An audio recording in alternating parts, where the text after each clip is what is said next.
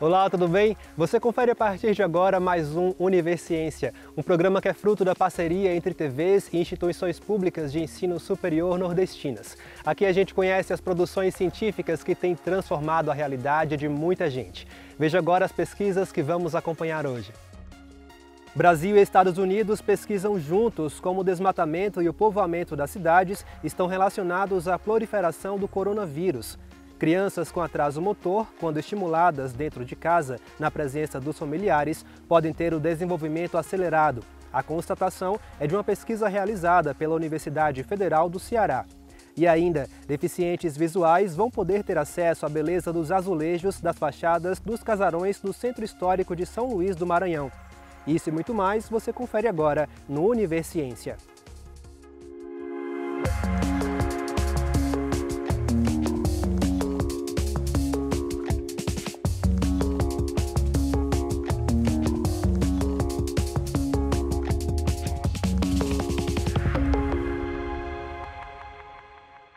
A Universidade Estadual do Sudoeste da Bahia está estudando, junto a um grupo de pesquisadores de universidades brasileiras de diversos estados e uma dos Estados Unidos, como o desmatamento e o povoamento das cidades estão contribuindo com a proliferação do coronavírus. De acordo com as investigações, o vírus já foi encontrado até em alto mar. Vamos entender melhor. Essa pesquisa, publicada na revista Environmental Microbiology, ela é uma pesquisa relacionada aos hábitos de consumo dos seres humanos em relação a animais silvestres e a parte de invasão de territórios virgens, matas e devastação do meio ambiente e a ocorrência de novos casos de vírus, vírus emergentes aí que podem atacar as populações e trazer novas pandemias. O nosso ponto de partida foi inicialmente todos os genomas depositados em bancos de dados do coronavírus. A gente avaliou desde o início da pandemia até o final do ano de 2021, onde a gente verificou qual foi o processo de dispersão desses vírus no mundo inteiro. Primeiramente, a gente verificou nas nossas conclusões que locais que têm alto índice de ocupação humana, que invadiram as florestas, elas têm uma grande chance de se obter novas linhagens, novos vírus, novas espécies de vírus, digamos assim. Locais onde você tem um alto consumo de animais silvestres, o tráfico de animais, locais que têm também alto índice de desenvolvimento humano, porém, apesar de ter desenvolvimento humano, tem alta população que faz com que circule muito novas linhagens virais. E também locais onde tem uma alta quantidade de chuva, Então o clima também pode influenciar nesses fatores de surgimento de novos vírus. Você tem estudos hoje onde a gente identifica novas espécies de coronavírus no mar, água do rio, ambientes mais diversos e associados a vários animais, inclusive que nós podemos até consumir. Então não é para causar pânico, porque esse vírus é um vírus, uma família de vírus que está aí no ambiente, mas ter cuidado com coisas que são caças silvestres que o ser humano está passando a consumir e que pode futuramente, se caso acontecer como aconteceu com a Covid-19, gerar uma nova pandemia. Então tem muito cuidado com esses aspectos aí. Nós já convivíamos com o coronavírus, esse que foi um mutante que causou essa pandemia toda, mas uma coisa mais importante é a gente ter a consciência de que estamos cada vez mais crescendo as populações, crescendo as cidades, destruindo, acabando com todo o ecossistema. E essa nossa chegada nesses ambientes faz com que animais e outros organismos migrem para as cidades e tragam essas coisas aí. Então, tentar ser o mais sustentável. A ideia final do trabalho é essa, mostrar que a sustentabilidade, sem invadir o ambiente virgem, aquele ambiente silvestre, seria a forma mais ideal da gente conviver e evitar essas novas viroses emergentes. Ela já está concluída e publicada num periódico internacional, que é um periódico de alto fator de impacto, mas existe um grupo internacional de cientistas no qual nós fazemos parte e que continuamos monitorando essas novas linhagens, novos vírus emergentes, então isso vai ser para sempre, né? Então, o processo de monitorar essas novas linhagens é constante para que a gente se proteja de novas pandemias, futuras pandemias. Veja daqui a pouco, deficientes visuais vão poder ter acesso aos azulejos da capital do Maranhão. Você fica sabendo como depois do intervalo.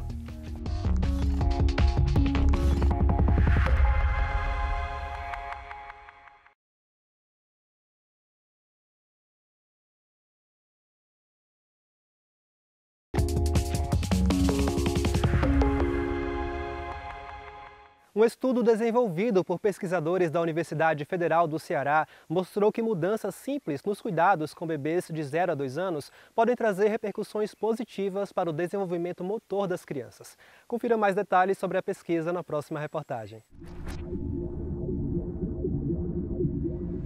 Em 2016, a gente entrou numa pesquisa de implementação, financiada pela Organização Mundial de Saúde.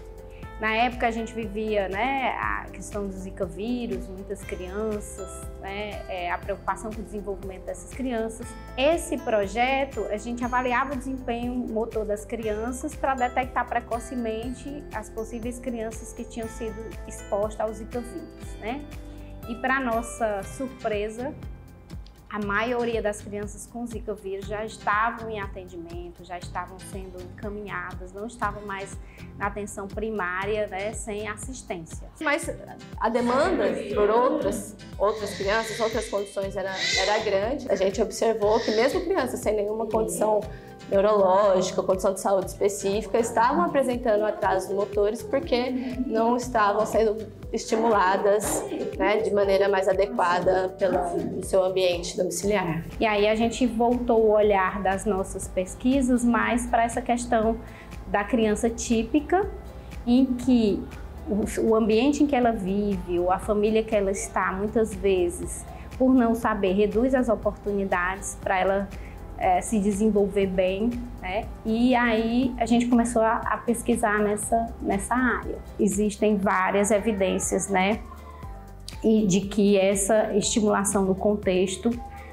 dando apoio a essa família para que eles sejam responsáveis por isso, né, muda a vida dessa criança em todo o contexto, nível de escolaridade, né, desempenho no trabalho, na vida adulta. O processo ele começa quando a criança chega para atendimento da puericultura e aí a fisioterapeuta faz a avaliação do desenvolvimento motor da criança.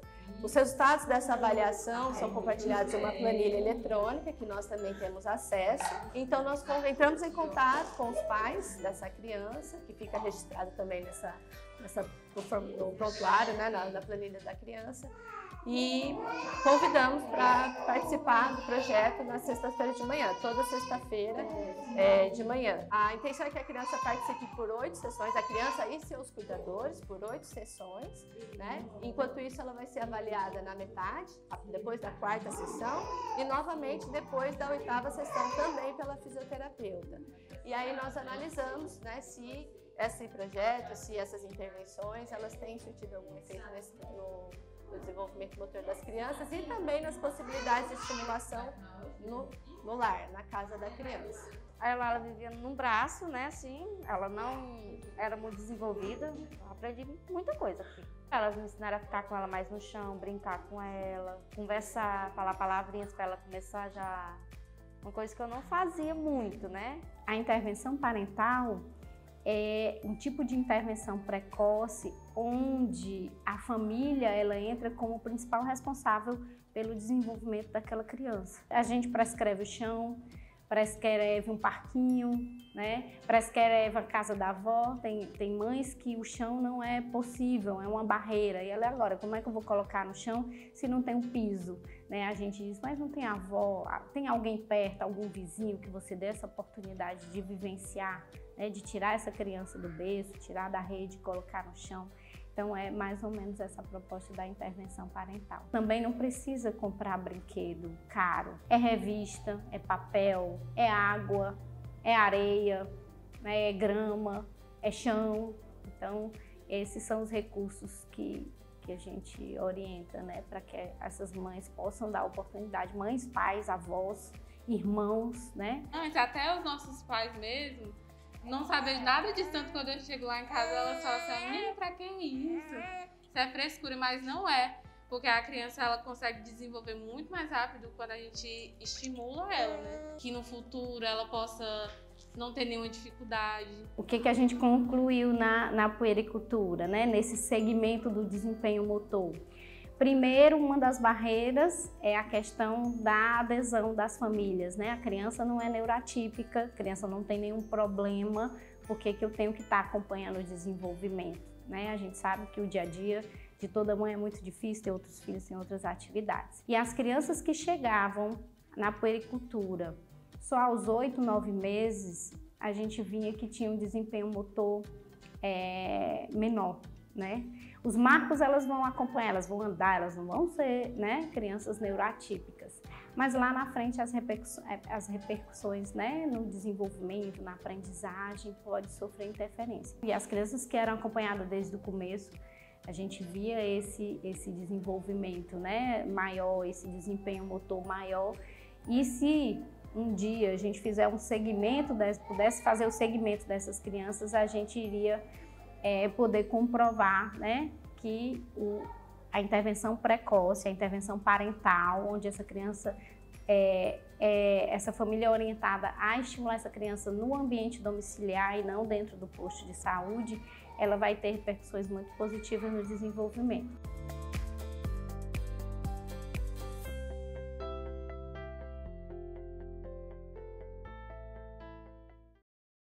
As fachadas dos casarões do Centro Histórico de São Luís reúnem o maior patrimônio azulejar da América Latina, o que dá à capital maranhense o título de Cidade dos Azulejos. Cada uma dessas peças, a maioria vinda de Portugal, além de trazer belos desenhos, carrega diversas mensagens, símbolos e significados. Mas a acessibilidade a essas informações é restrita para pessoas com deficiências visuais. Uma pesquisa do Instituto Federal do Maranhão propõe a utilização do design inclusivo para tornar esses elementos culturais mais acessíveis.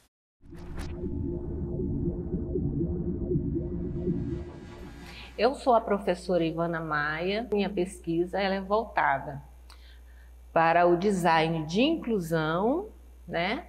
E na associação da cultura às tecnologias digitais.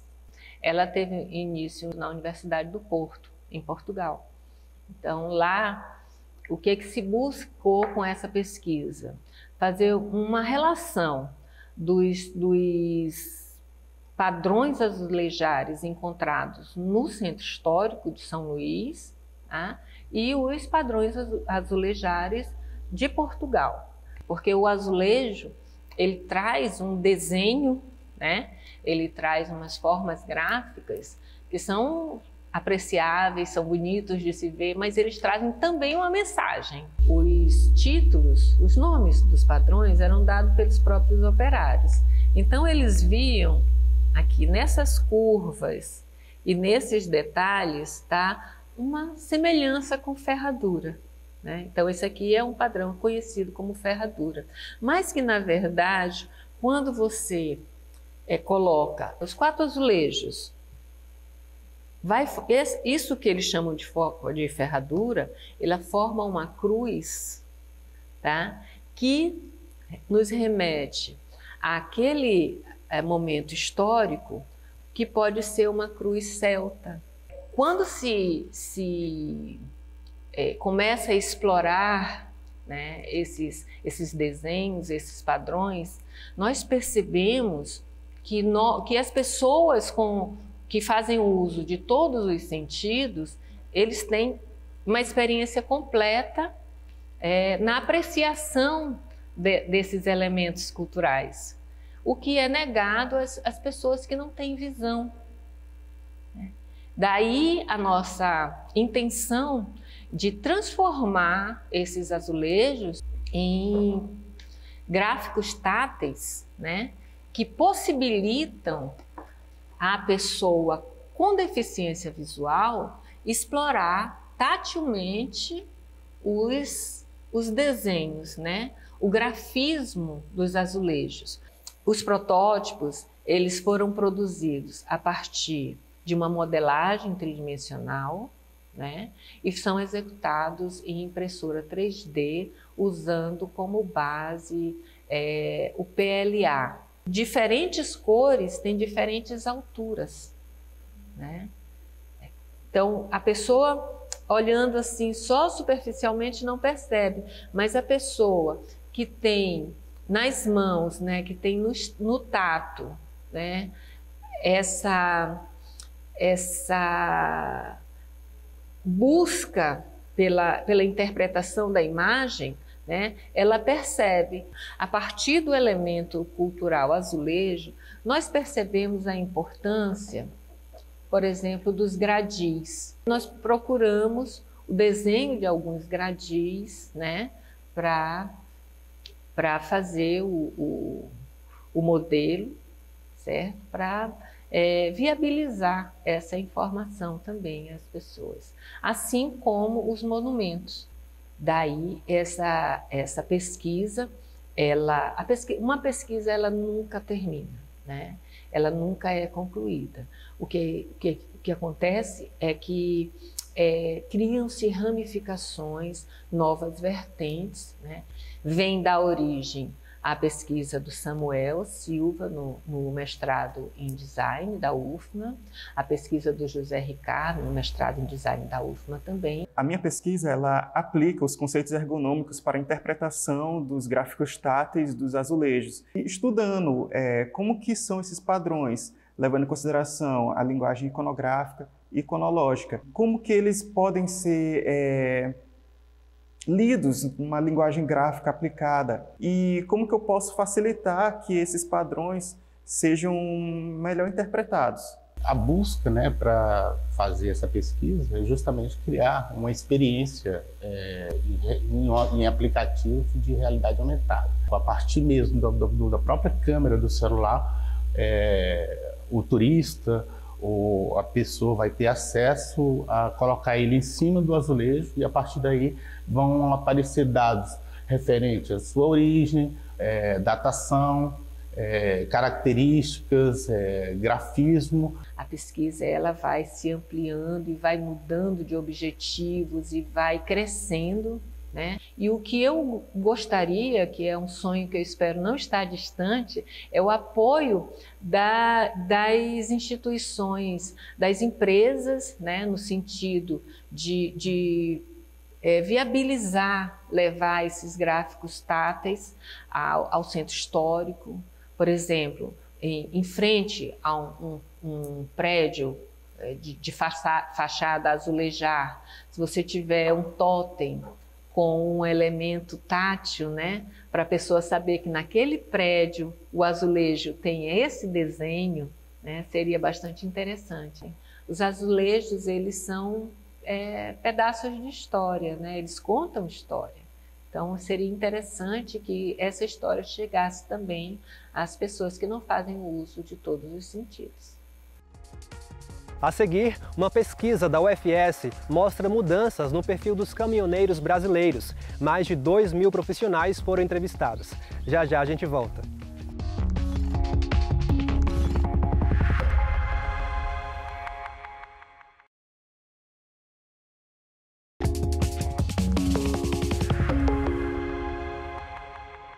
O perfil do caminhoneiro sofreu mudanças significativas nas últimas décadas no Brasil, desde o aumento do uso da tecnologia à precarização do trabalho nas estradas. É o que revela um estudo realizado por pesquisadores do Laboratório de Sexualidade, Saúde e Desenvolvimento do Departamento de Psicologia da Universidade Federal de Sergipe.